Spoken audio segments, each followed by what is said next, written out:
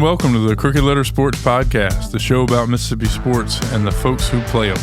I'm Tyler Cleveland, joined as always by my co-host and dad, Rick Cleveland. I think both of us are a little worse for wear after a long weekend in which we fought sinus infection and and crowds to get to the college football playoff game in Oxford, which was absolutely electric, which Ole Miss won 41-10 over Tulane in a game that was a little bit closer than that score suggests, Dad. I don't know about that. Ole Miss scored 2 touchdowns on their first 7 plays and then just kind of cruised. Yeah. Well, I think we both wrote it. It seemed like every time Tulane crossed the 50-yard line, the offense just kind of malfunctioned. They moved the ball fairly well. Two ways to look at it. Their offense malfunctioned or the Ole Miss defense stiffened, which was what happened on a couple fourth and short yardage.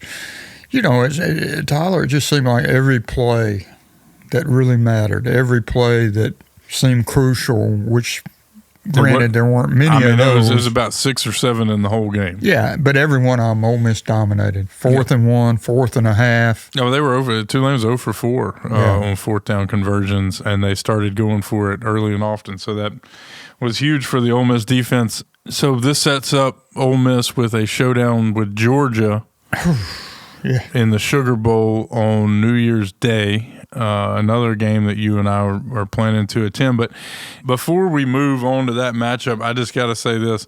The atmosphere in Oxford on Saturday was one of the coolest things I've experienced in sports writing. Well, I've been doing it for 60 years, and I've never seen an atmosphere like that. That was it was just electric. It was they did everything right.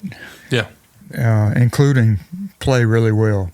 Yeah. It always helps when you back it up with a big lead early and get the crowd going. But even before the game, I mean, here comes Pete Golding out onto the field, and the first guy that greets him is Eli Manning, and the crowd goes berserk, and then they bring out Patrick Willis. Bring out Patrick Willis and Wesley Walls and all the old Jake Gibbs, and I mean they didn't miss a trick. Our friend Archie Manning was in Oxford, but was having some back issues and couldn't get to the game. But everybody else was there. And I'll say this, in the post game, that was the first time that I had been around Pete Golding in person. And, I don't know whether he will be a huge success story at Ole Miss or not, based on one game with a team that, he helped build, but somebody else's team technically. But I like him. You know what I mean? He seems to be he's genuine. Yeah. Which we could not ever say about the last guy. He who shall not be named.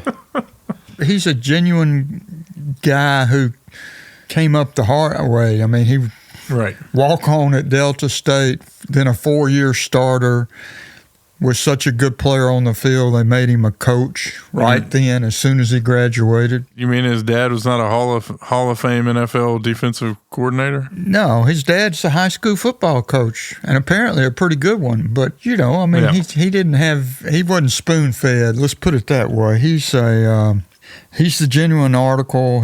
And what I was, the guy at Tulane is too, John Sumrall. Two really good guys who are really good friends. Yeah. And they both take pride in being in this era of high offensive football, spread the field, throw it every down. They take great pride in being defensive guys who got a chance to be a head coach. Yeah. It used to be that way. Used to most of the coaches, head coaches, when I was growing up, were defensive guys. Yeah.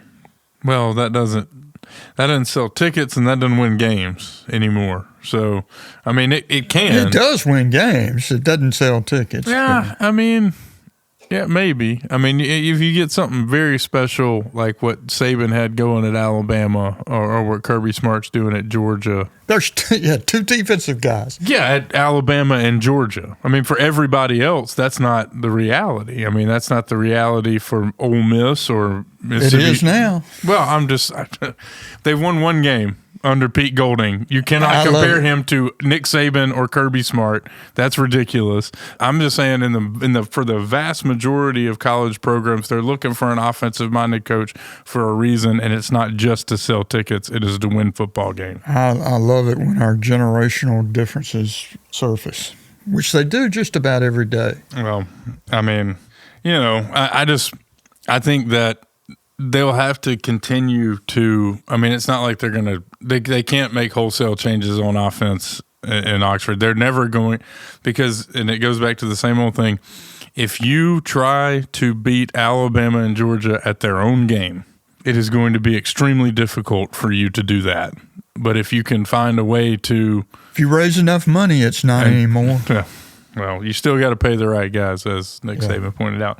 Dad, what do you think about this matchup with Georgia, the rematch from the game earlier in the season in Athens, a game that Ole Miss led for, I think, 3.5 quarters? I mean, they were, I think the big difference in the game, as Trinidad Chambliss was talking about after the game on Saturday, was he played probably his worst quarter of football of the season in that fourth quarter at Georgia, and I don't think that's a coincidence. I think Georgia's very good, especially that front seven on defense. So what do you think are some keys for Ole Miss, and how can they slay this dragon down in New Orleans? Well, again, you're talking about the issues they face on offense against Georgia. I think the biggest issue is whether they can stop Georgia. I think Ole Miss will get its points. Yeah. They're really good. They got some great receivers, too. They got great receivers. They got a great running back who apparently is going to be okay, you know. Well, they need him to be okay. That is, I think that would be the biggest key to the game for you don't want to go into a game against the Georgia Bulldogs without an all-SEC running back. Yeah. With a running back that's banged up going in, because he's going to get hit and hard. But, yeah, I think the biggest issue for Ole Miss is not necessarily scoring points. It's going to be keeping Georgia from scoring points. Well, Georgia did not punt in the first meeting. So, I mean, that's for me. But Ole Miss scored the first 5 times it had the ball, touchdowns. Yeah. I feel like if they could get a stop early and just kind of get off the field at some point in the first quarter and kind of set the tone that, I think that would really help. Well, Tyler, here's the thing. We're still not 48 hours removed from the end of the Saturday's game.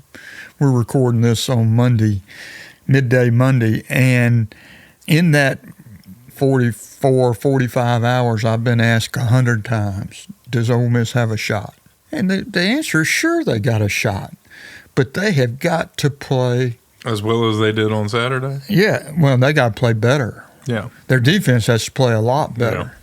Yeah. They got to play their best game, and they got to hope that Georgia gives them an unexpected gift somewhere along the way. Well, I'm excited for that. I mean, I wish we did not have to wait so long for it, but that is the nature of these things. And I think do you think the long layoff helps or hurts Georgia? I mean, I think it helps Ole Miss that they're going to have a little bit longer than normal to prepare for a game, and Georgia's going to have been off for a long time.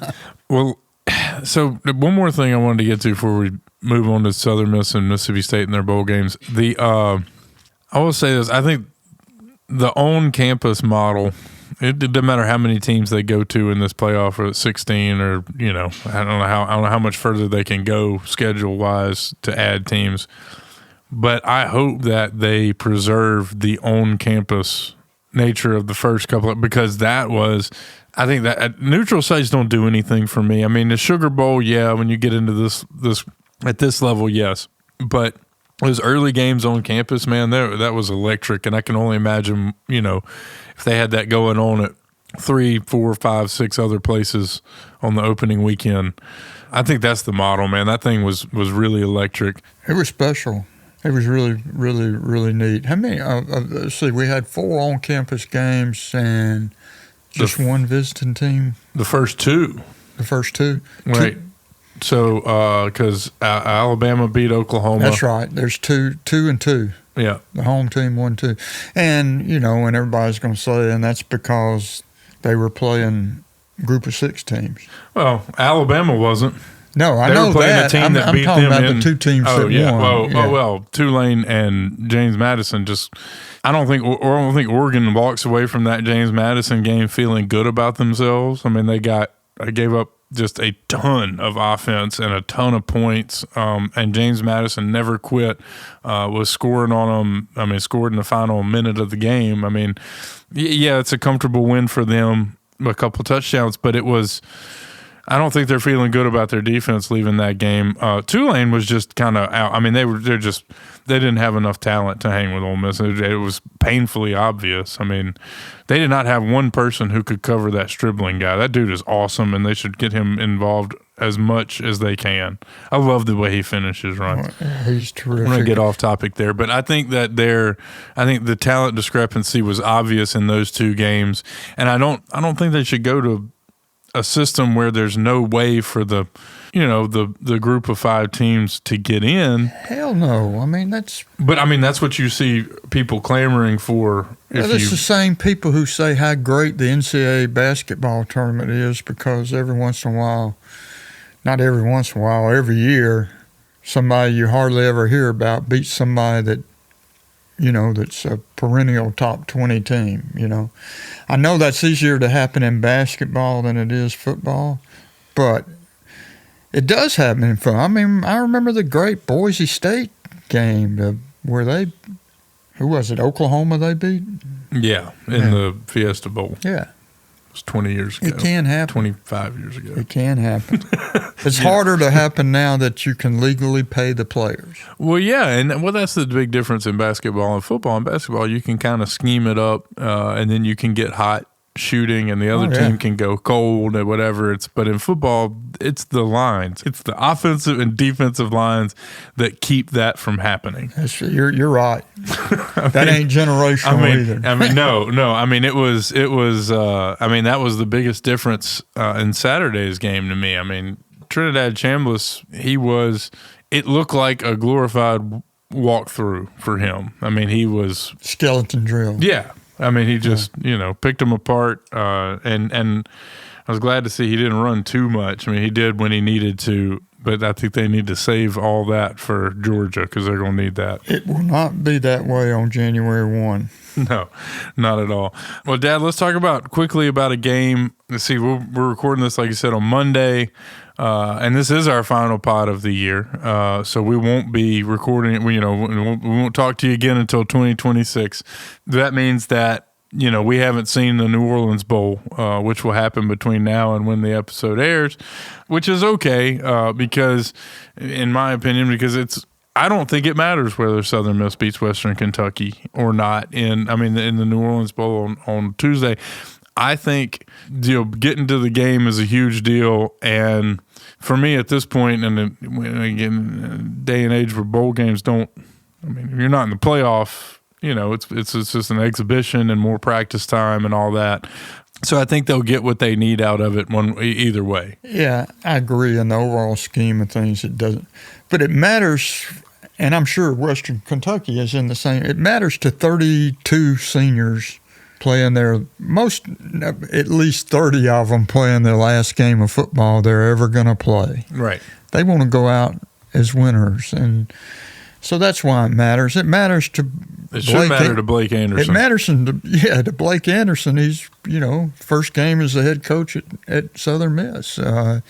Matters to him. I think this is the perfect bowl scenario for Southern Miss, 100 miles from home. If they could book their ticket there every year, I think they would take that deal with a caveat that if they win their league, they'd like to beat James Madison and, right. get beat by Oregon by 30 points or whatever. Well, you and I and our family, we're going to be in New Orleans anyway. Yeah, so it's perfect for us. We're going to be at both those games. That's right. Sadly, we can't be in Charlotte on January 2nd for the Duke's Mayo Bowl. The Duke's Mayo Bowl. By the way, I'm a Duke's Mayo I know. guy. Me too. Yeah. Well, there's no comparison. It's better than everything else. Yeah, we're not gonna mention those other companies, but Duke's Mayo definitely the way to go on your BLT. Yeah. Which maybe we'll just have some BLTs with some Duke's Mayo to watch the game. Yeah, sounds. Well, I do plan to watch the game. Well, yeah, for sure. What do you think about the matchup with Wake Forest? I was kind of surprised. A little bit surprised to see State favored. Yeah, especially with when you see some reports of guys opting out, hitting the portal early. I think it's just people, the perception. As everybody should know by now, the line isn't who the odds makers think is going to win by that many points. They're trying to figure out how they can get as much money bet on one team as they do on the other, and there's no way they can lose. So anyway, I think that State is favored mainly because of the perception that the SEC is so far superior to the ACC. No, it ain't just perception, if you're asking me. It's my perception for sure. Miami would beg to differ, having gone to College Station and held the Aggies without a touchdown. Well, the Aggies missed more field goals than the Saints have this year in one game, so there's that. Let's one little thing we need. How did Miami finish behind Duke in the ACC? Because they have apparently the dumbest tiebreaker known to man, and I don't know what it is, but I hear everybody complaining about it. Miami, they're so much better than Duke, it's not even funny. Well, their defense played great against A&M, and I don't know. I'm not completely sold on the A&M quarterback. I just didn't think they played very well, didn't execute very well offensively. They didn't have a very good game plan, and it's weird to see that from an Elko coach team. But I just think they had a very good game plan. And then the wind, I mean, I know this sounds crazy for a football game, but the wind wrought havoc on both of those offenses. And it seemed like Miami just decided at the end that they were just going – I mean, they hit one big play, and then they just decided they're going to, get under center and turn around and hand it off. And A&M just couldn't really do that. Both defensive lines really, really dominated that game. But Miami definitely deserved to be in this playoff. I don't know. And, Notre Dame can complain about Alabama and Miami all they want. Both of those teams went on the road in the first round and won in the toughest environments you can imagine. It was weird for those of us who spend too much time following Twitter feeds that, boy, those Notre Dame fans kind of shut up in the third quarter. Well, I tell you what, man, when Alabama goes down a couple of touchdowns and they were out in force. 17-0. Kudos to the folks in the national media who said something in the first half and left those tweets up later in the day, because there was lots of people deleting them. Yeah. But, Alabama, I've said it in this space before, and I'll say it again, they're the best team I've ever seen that can't run the football at all.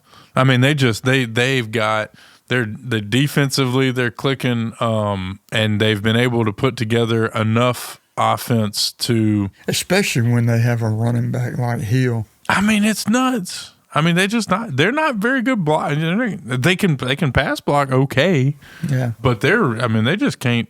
They don't push forward at all on running plays. That's what they'll be trying to fix, and probably will. No, it's the weirdest. Saying that about an Alabama team is just, it's like they're not great in special teams, and they don't get a push up front on offense, and it's like that's. Since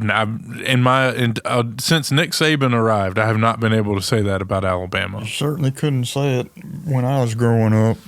That's for sure. So what about and I think getting back to Mississippi State and Wake Forest, which is where this started. I think the opt-outs that you're seeing I think that's just normal attrition. I think that's what we're looking at every year now, is where it's going to be, because not only are you you're assessing the talent that you can get in the portal. You're also constantly assessing your own team.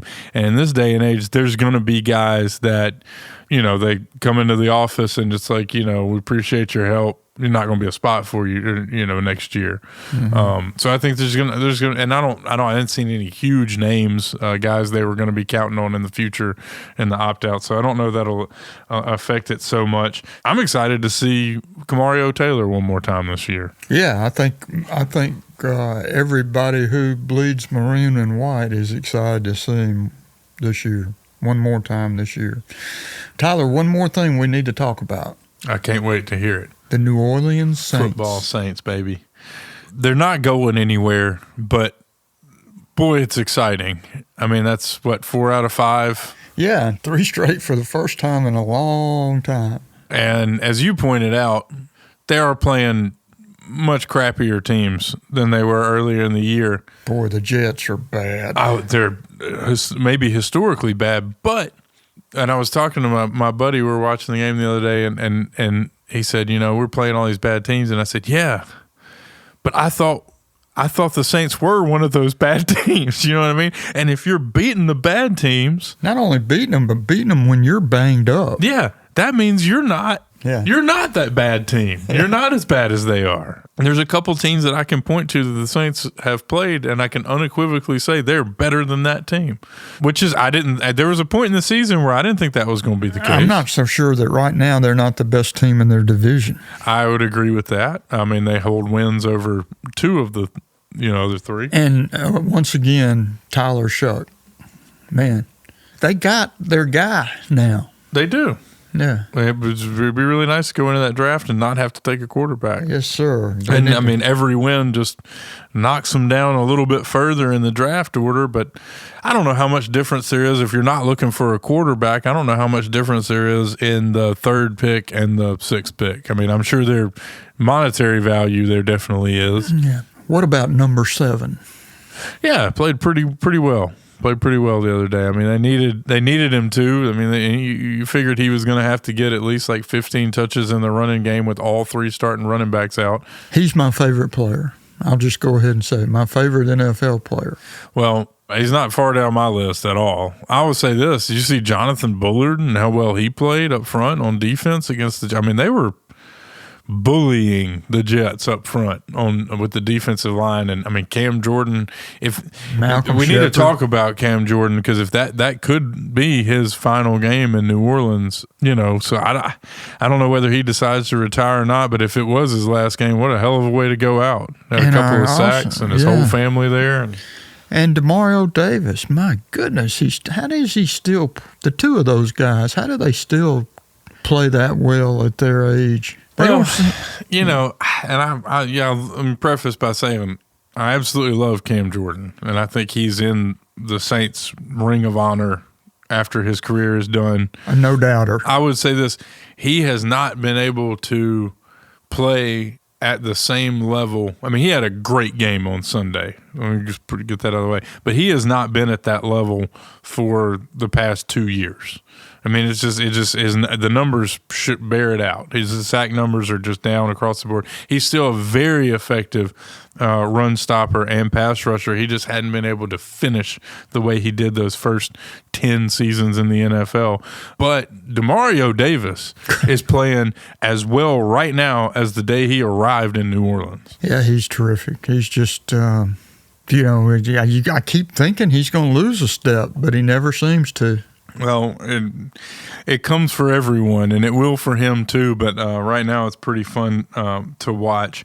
I don't know how they'll finish up the year, but it's been – the past 5 weeks have been nothing short of breathing life into me giving a damn about it. You know what I mean? Like, there was a while there where it was like we didn't – you know this. We usually watch the game together or at least talk during the game and after the game and all that. There were a couple of weeks there where, it was just radio silence. I didn't show up to watch. You didn't call about watching. We didn't talk about the game after except to say, yeah, they're horrible.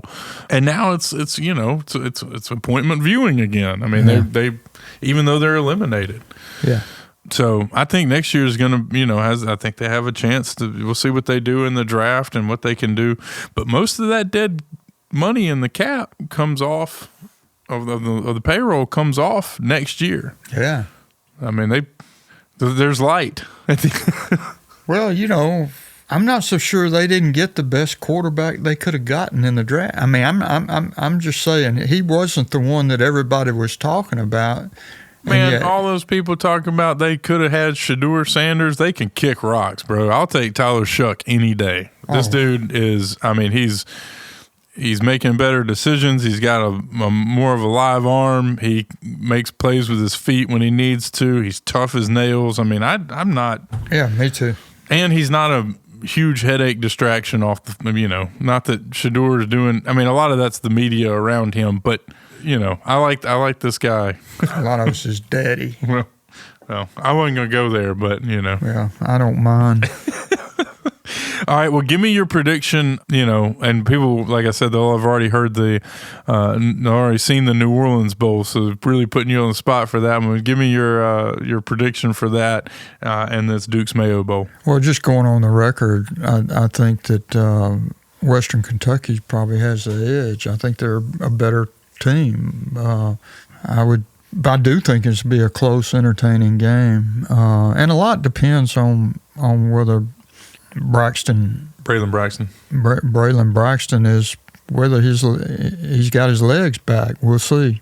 I like State in the Duke's Mayo Bowl. I'm picking State. I do too. I think, in fact, I'm gonna go ahead and go out there and say it. I like State by 2 touchdowns, and I think Kamario Taylor might be responsible for about 4 in this game. We'll see. What about Ole Miss and Georgia? Less confident in that one. Less confident. I'm with you. I think they got a shot. They definitely have a shot. But it's like I said before the SEC championship game, it is extremely hard to do better against Georgia in the second meeting than you did in the first. And I think Alabama, who won at Georgia early in the year, found that out the hard way in the SEC championship game. As you recall, they got mollywomped. And I don't think Ole Miss will get mollywomped, but I don't know if they can. I don't see a way that they can win. I mean, I see a way they can win. Well, if they keep it really close and then something happens, you know what I mean? But I don't think they're going to go out there and just. I will say this. If you ask me right now to pick the eventual national champion and there was any kind of money or anything else on it, I would pick Georgia. So would I, especially after the Big Ten seeing that game, the Big Ten championship game where Ohio State could not protect against. I mean, they had. I want to say it was like 7 sacks against. Indiana had 7 sacks on Ohio State. Well, if Indiana had 7 sacks, let me just tell you, those guys at Georgia will get after you big time. I think we both would have agreed. If we recorded this 3 weeks ago, both of us would have said Ohio State is the best team. I am telling you right now, I don't think they want any part of Georgia because Gunnar Stockton keeps getting better, and I just feel like the Bulldogs are a force to be reckoned with. Well, we may see before it's over. What about Alabama, Indiana? I like Alabama. I like Alabama to win that game, and it's nothing against Indiana, and I know that Signetti is a hell of a coach. I mean, just an incredibly good coach. But I like Alabama to win that game. I feel like if it was at Indiana, it might make a little bit of a difference. But I just think Alabama's playing. I think they've kind of hit their stride a little bit. And I don't know. I don't know how many teams like Alabama, Indiana has played. I don't know. We're one game removed from Alabama just getting manhandled by Georgia. I know. Yeah. But I think, and maybe I'm just still seeing the world through my, SEC glasses, but I don't know, man. I didn't think Alabama was going to be able to beat Oklahoma like that, and they just completely shut them down after the first, couple of possessions. Yeah. Well, I see Indiana's a whole lot better than I thought they were. They showed it in the Ohio State game. I think it's a toss-up. I think it can go either way. I think Indiana is either rated correctly or a little bit overrated offensively and underrated defensively. I mean, I thought they really played well defensively against Ohio State, and if they play like that, I think that game could easily go Indiana's way.